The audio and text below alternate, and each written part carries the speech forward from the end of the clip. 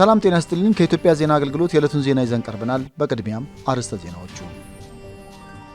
አገራዊ ምክክሩ ብሔራዊ መግባባትን ለመፍጠርና የተሻለች ኢትዮጵያን ለትውልድ ለማስተላለፍ የላቀ ድርሻ አለው።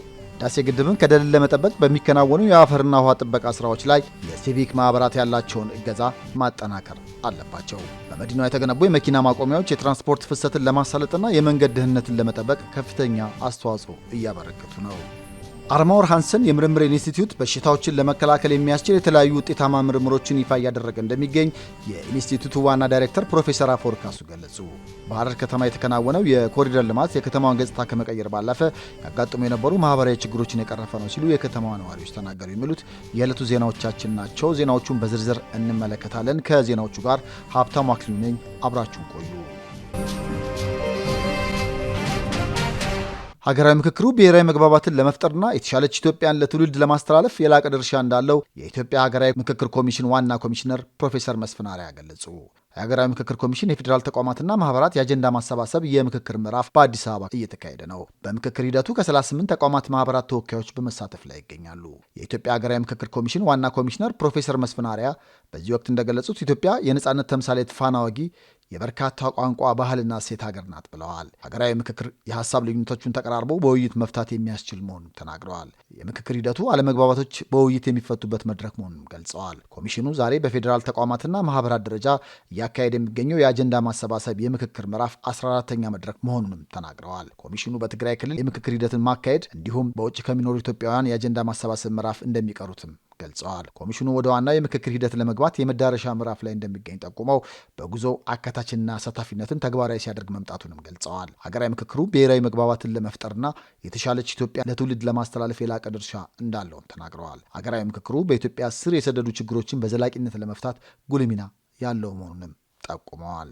ይህ የፌዴራል ባለድርሻ አካላት የአጀንዳ ማሰባሰብ መድረክ እንደ ሀገር ለገጠመን ችግር መንስኤ ናቸው የምትሏቸውን አጀንዳዎች በምክክር ለይታችሁ የምትሰጡበት መድረክ ነው። የዘመናት ጥያቄ ተግባራዊ ምላሽ ለመስጠት የኢትዮጵያ ሀገራዊ ምክክር ኮሚሽን ተቋቁሞ ኢትዮጵያ በአሁኑ ሰዓት እየመከረች ነው።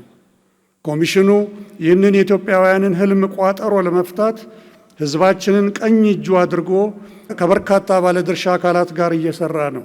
ይህ በዛሬው ዕለት የሚጀምረው የፌዴራል ባለድርሻ አካላት የአጀንዳ ማሰባሰብ መድረክ ለኮሚሽናችን 14ኛው መድረክ ነው።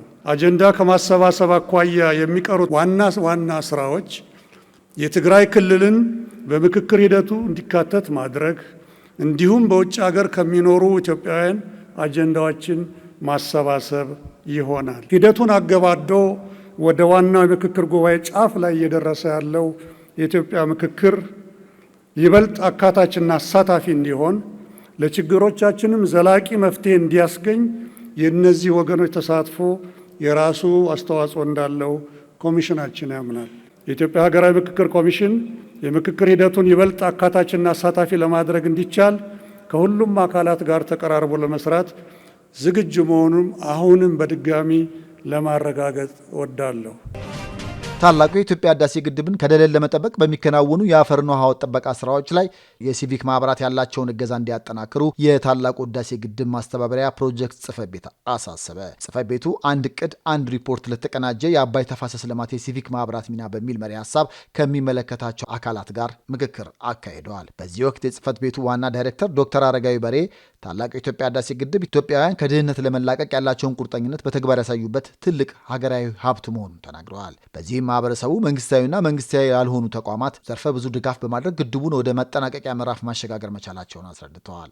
የህዳሴ ግድቡ ለኢትዮጵያ ሁለንተናዊ የልማት እድገት የሚኖረው ቀጣይነት ለማረጋገጥ ከወዲሁ የተቀናጀ የተፋሰስ ልማት ስራ ማጠናከር እንደሚያስፈልግም ነው ያስታወቁት። ለዚህ ደግሞ የታላቁ ህዳሴ ግድብ በደለል እንዳይስተጓጎል እንደ ሀገር በሚሰሩ የተቀናጁ የተፋሰስ ልማት ስራዎች ላይ መሳተፍ የሁሉም ዜጋ ኃላፊነት መሆኑንም ነው የገለጹት።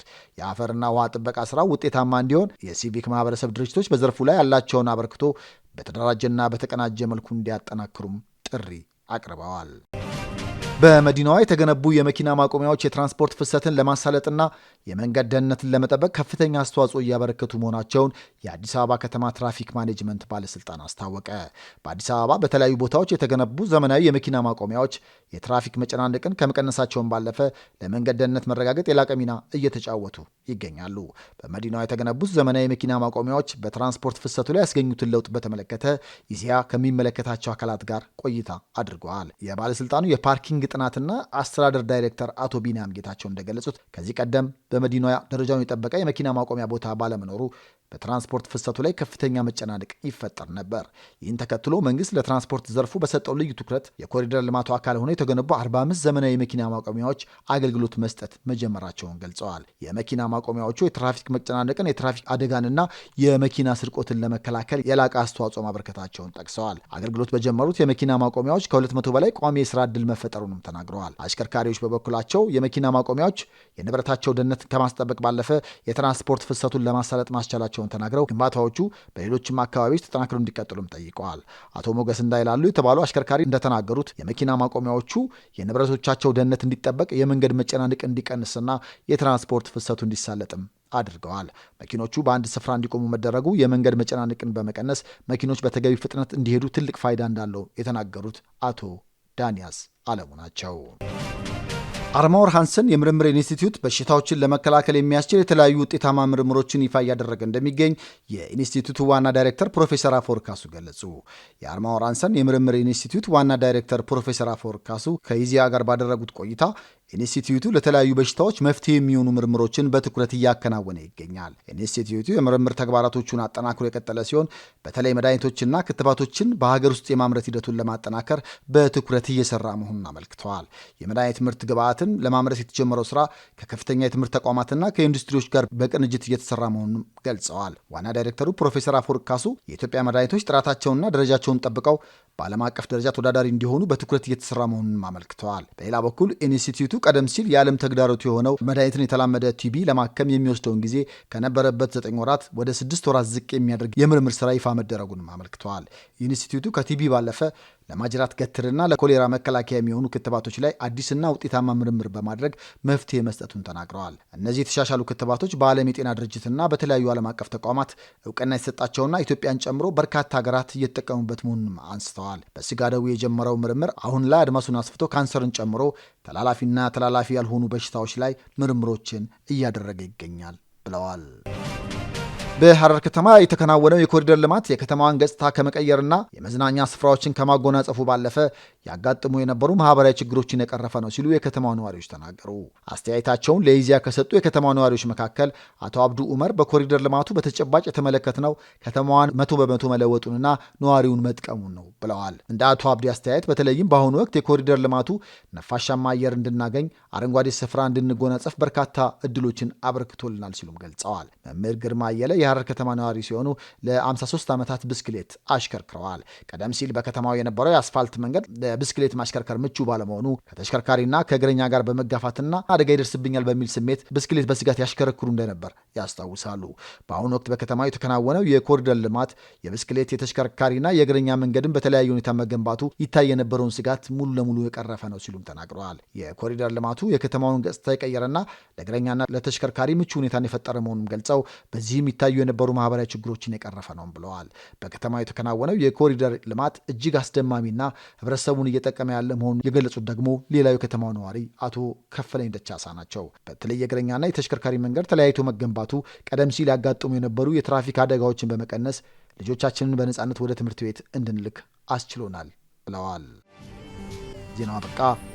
ሰላም ቆዩን።